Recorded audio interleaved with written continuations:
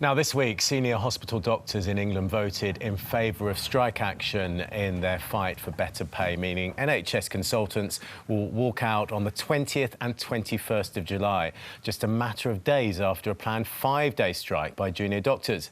86% of British Medical Association members backed the industrial action over what the union describes as repeated pay cuts. But Sir Julian Hartley, Chief Executive of NHS Providers, which represents NHS trusts, said the double whammy of walkouts by doctors in July was a huge risk for the NHS to manage. Today we ask, is it wrong for doctors to strike? Joining me to discuss this are Senior Clinical Lecturer and retired consultant Dr Bharat Pankania, entrepreneur and commentator Joanna Jarjue, political commentator Alex Deane, and joining us remotely is journalist and broadcaster Angela Epstein. Good to see you all. Thanks for coming in. Bharat, the chair of the BMA Consultants Committee has acknowledged that these strikes, they cause anxiety, they cause disruption.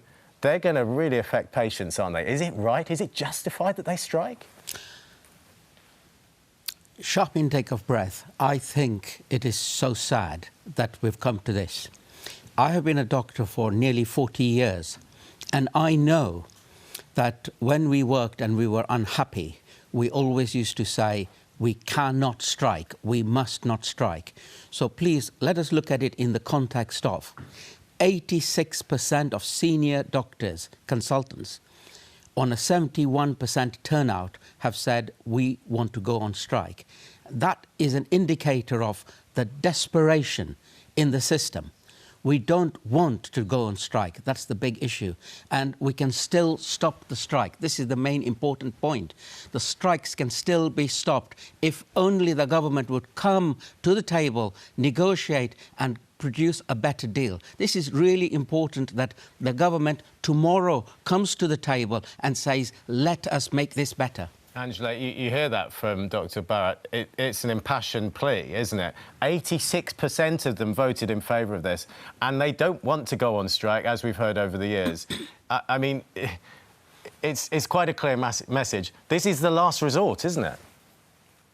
Well, there's a reason why the police and the army aren't allowed to go on strike, because they're essential services and without which the public are severely compromised. I must say, first of all, that I have the hugest respect for all the clinical staff that work in the NHS. I was in A&E the other night with my husband. He was knocked off his bike by 2 dogs who were off leads.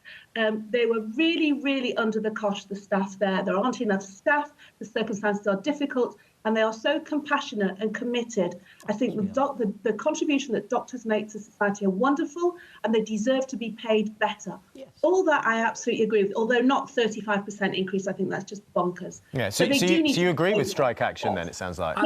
No. Hang on a second. But I think strike action is immoral. It holds the hapless patient to ransom. I think that there is a vulnerability there for the general public, who are almost in a position of being blackmailed, because what else can you do? You can't find an alternative if you're sick and you need a doctor. And there has to be another way to sit around the table and talk and talk and talk some more until some kind of resolution is reached, because otherwise, you know, we're supposed to be a compassionate, sharing society, and we cannot fulfill that ideal if our clinicians fulfill their services. Joanna, we're hearing words like immoral, blackmail. I mean, when you think of those, you know, there's some clinically urgent operations that won't go ahead. So thinking about people with cardiovascular disorders, cancer, you know, maybe they don't need to be done on that day, but the delay could be fatal for them. Well, I think that, yes, that could be the case, but I think that it's wholly unfair for the general public or anybody at the other side of this argument to put all the blame on junior doctors or consultants when that happens. There's also another party in this, and that's the government. So if appointments are missed and people do sadly die as a result of this, there are 2 parties that need to come to the table and negotiate to stop that from happening. And actually, the government have just as much of a responsibility as consultants. And when you look at the strikes and the way that they've, put it in place compared to the junior doctors, they've tried to coordinate themselves to, create the least amount of damage. Yeah, and there will be Christmas Day cover, so you know, emergency operations will take place. they are looking after people. But at a skeleton level, we all, I think, agree people should carry on talking. So I think there's one point of agreement on the panel. We all think people should carry on discussing things. But I must demur, I think, from the position that it's as much the responsibility of anyone else as it is the doctors. Because in the end, it'll be them actively withdrawing their labour that will cause those patient harms. We heard it's the government involved as well. It's not fair to just put it on the doctors. But in the end, the people who will be withdrawing their labour are the doctors concerned. And to be clear, I believe in the doctor's right to strike. I'm a Conservative, and it's an important part of my conservatism that freedom of the individual applies to everyone in every walk of life. I don't think the state owns you. I don't think the state's able to compel you to work. But there is a moral point here. If your work is to do with care and healing the sick, and it's a vocation also, therefore, you should only invoke that right to strike in true extremis. And frankly, I don't think we're there. I think the sides should carry on negotiating. Well, who are you to know? We're hearing from a doctor. I mean, he's saying that we're at that point. If that's your view, if only doctors can comment on it, why ask people on a panel to come on and discuss it? Because if only doctors can discuss what happens in the healthcare system, we don't have a democracy in the end. Well, it's not only doctors. If you have a reasonable debate, the issues are as follows. The Secretary of State for Health and Social Care has been reluctant to sit on the table and negotiate, and it is not all his fault. This goes back to beyond 2008. So since 2008, when George Osborne and David Cameron introduced their austerity measures, the pay has never kept pace. And whilst it was OK and sustainable when we had low inflation, suddenly all workers in all sectors are finding that it is now difficult. But more than that, we have not invested in our public health, in our primary prevention, in our primary care. And therefore, there is a lot more increased demand upon doctors. We hear that an awful lot, but the answer can't just be about money, because the latest King's Fund research we saw this week showed internationally the UK pays over average in what we pay and, broadly speaking, gets worse than average in the results. And as we keep treating the NHS like a religion, we'll never be able to have the genuine discussion, which is it does some things well and some things badly. That's a bigger discussion about the future of the NHS. But what, Dr. Barrett, what would you say to a family who have a really sick person in their family, and this is going to really affect them? What would your message be to them? Because it's, you know, this is life and death, isn't it? Doctors are not withdrawing their labour, absolutely. They're not downing tools and be damned. Not at all. The services will be provided. If there is an emergency, it will be seen to. If there is a heart attack, it will be seen to. We are not downing tools, full stop.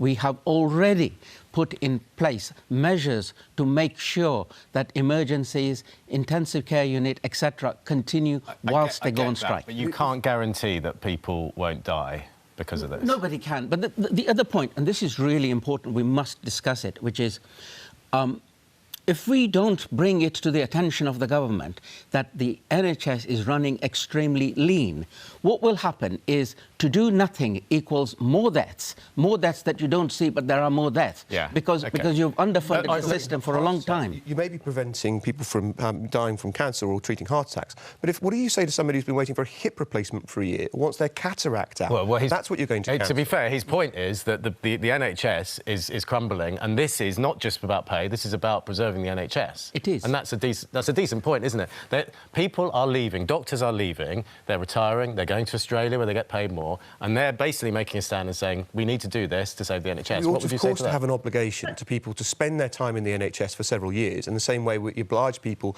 if they get an army scholarship, to stay in the army. But we're trying to fill up the bath with the blood. Of course you can. Of course, it's a failure to do it. It's a great discussion between the two of you, but we have four in the debate. Angela, what do you make of that? Actually, this isn't just about pay. This is about preserving the NHS. And maybe in 20 or 30 years' time, we'll look back and say, thank goodness they striked, because they prevented all these doctors leaving the NHS.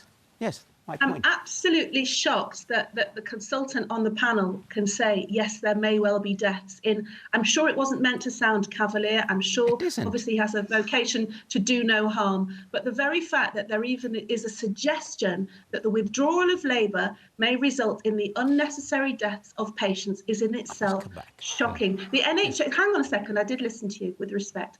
The NHS has lots of things where it malfunctions administratively. Look at your advanced specialty programme. You train doctors for 6 or 7 years, and when they want to go on to specialist training, there aren't enough posts. for these doctors who already have a significant amount of training to start their expertise training to become, specific, areas of particular areas of medicine. And that's when they start leaving because they can't get jobs. Yeah. So administratively, yes, it's for the birds. But the fact is, it cannot be ethically right for a doctor who is trained to help people and cure them and save lives to withdraw their labour. Okay. Give them more money, yes. Don't give them 35%, but talk and talk. It is absolutely outrageous for a doctor to suggest otherwise. OK, I want to come to you, Joanna, in a second, but just respond to that. Basically, it's outrageous that you're saying that there may well be deaths. Unfortunately, every day there are deaths because of the way the NHS is running, and we need to stop it. Life expectancy has reduced, and it has reduced for a reason, because of all the austerity measures put in. We can't have that. Yeah. We've got to put it right. OK, I get that point. Joanna, the bottom line is it comes down to pay. So the average NHS earnings for a doctor exceeded 126,000. This is for consultants, including extra pay for additional hours and performance. Now, this is an era where people are struggling to put food on the table. Yeah. That seems like a lot of money, doesn't it?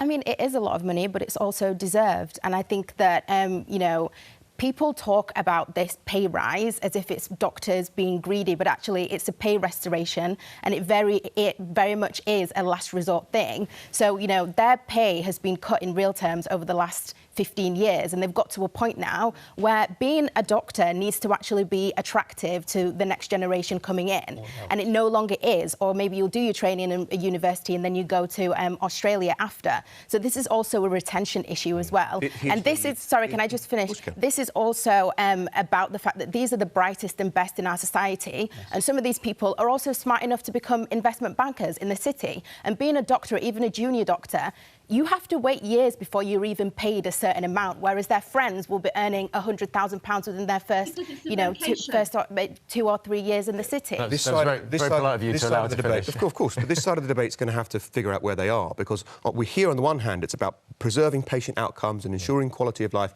and then we hear it's actually about pay. No, in a situation that's I think that is quite revealing, the tension and the position between the two of you. Alex, let's just think about what she said. These are people who are the highest achievers, or some of the highest achievers in school, in university. They train for a long time. Yeah.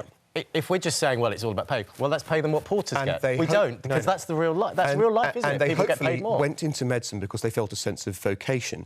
And their demand is for a 35... Hang on, forgive me, I listen to you. Their demand is for a 35% pay rise. The nurse will settle between 5 and 6%. Surely, if you're not getting 35, when either your colleagues in the medical profession gets 5 or 6, the answer is to carry on negotiating, not as the knee-jerk reaction from this new leadership at the BMA, who've now got themselves in a position where they can't back down, not to say we're going on strike. There is an argument that they get paid more than you and I don't know about you, but me, because they were higher achievers. The guys who I know in school and university who are doctors, they were better than me. I'm not criticising paying them well. I'm criticising them going out on strike because they're not being paid in their view. What she's saying is they've had a real terms decrease in pay over the last 10 years. Again, you're going to have to decide what your position is, because spending on the NHS has gone up every single year you're talking about. Look, if you make that investment, the tension of working as a doctor, the pressure reduces. And when that pressure reduces, you work in a better environment. And when you work in a better environment,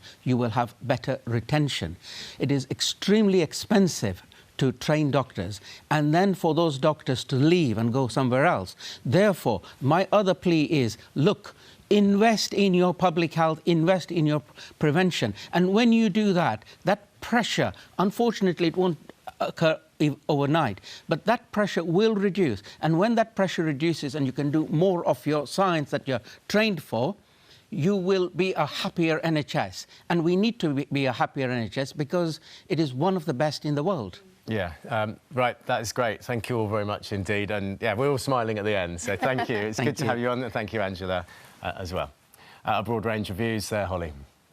Yeah, and it's certainly touched a nerve with some of you at home, I have to say. Thanks for that, Sean. I mean, we've heard from Edwina on Facebook. Now, she is concerned about what might happen if doctors don't get better pay. She says junior doctors don't need to stay in the UK. Countries like Australia and others will welcome with open arms, suggesting they might leave. Steve on Twitter says it's certainly not wrong politically. As for whether it's wrong morally, I think they will need to decide on that one. And Kerry's been in touch on Twitter too. She says, what other option do they have? They've tried and tried, same as the nurses.